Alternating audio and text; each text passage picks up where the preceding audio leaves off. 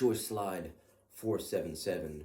Um, you can add five fundamental skills and drills to your training program, whether it's before the 7 MLC or complete techers, whatever. There's five things that you can do that I've tried to share with players for the past 27 years of my life, and they're the only things that have stuck with me, and um, and they're not only are they fun to do, but you need virtually zero tools to do them.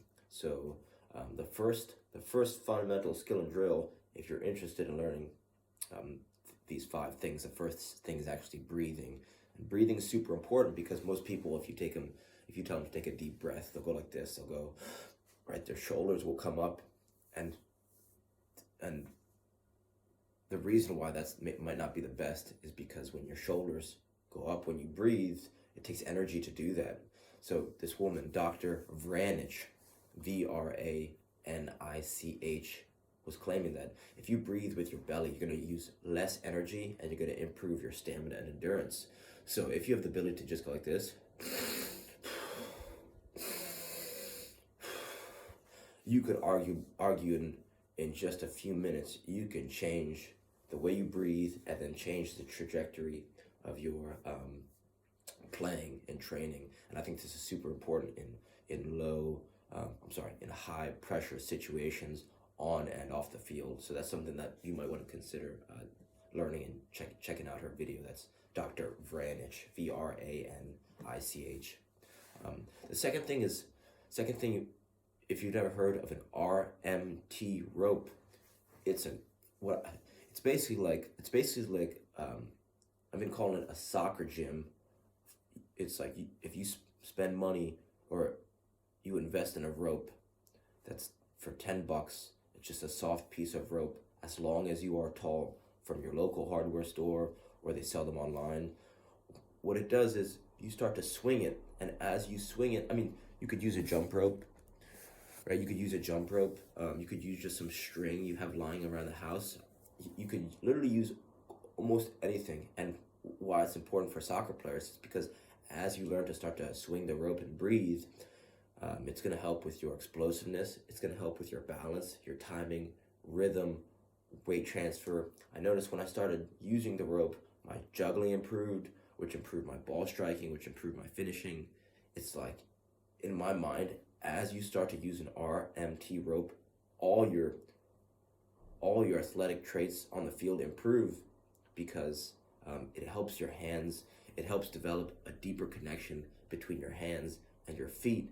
And since everything's connected, this could be a great tool if you're interested in improving your game and having more fun playing soccer.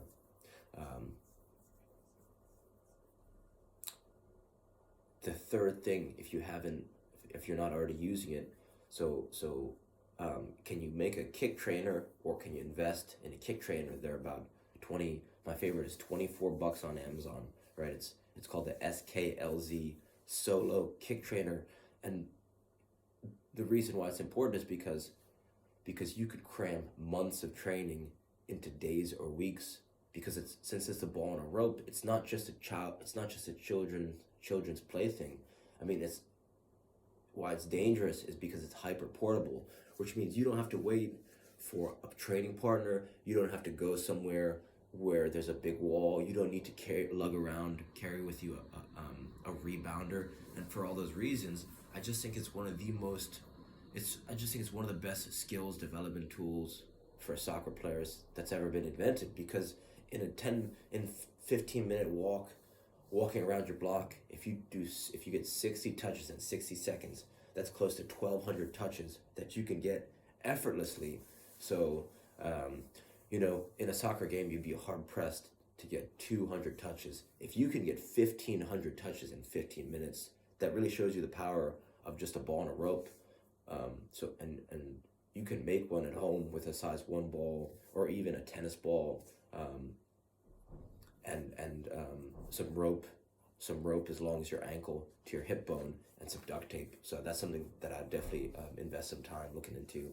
And for $24 on Amazon, it's hard to beat. That's SKLZ Solo kick trainers, like a solo kick trainer or star kick trainer, something like that. Um, last but not least. Oh, last but not least, my question to you is: do you have a juggling habit? And the reason why this is important is because a lot of players think that they're great jugglers until they start juggling with balls that are either very heavy or very small. And the reason why this is important is because smaller balls will help you develop precision. Heavier balls, like basketball, um, or like you could start juggling a 2.2 pound medicine ball. Both of these balls are going to help you develop precision and power, which can help you become more sharper on the field. The sharper you are on the field, the more dangerous you are, you know, on goal and just playing. So if you don't already have a juggling habit, you know, I've been suggest to players, just bring a ball with you everywhere you go, even a tennis ball, before school, after school, during school, before work, after work, during work. You could just sneak, you could just sneak a minute's worth of juggling, and then once you develop the habit, you can raise the intensity and volume of the juggling. So this isn't technically some type of any type of program. I would say this is more of a philosophy, right? I'm calling it the Soccer Cookbook because it's just a fun way to have more fun playing soccer. So reach out with any questions, and I hope this helps. All right, thank you.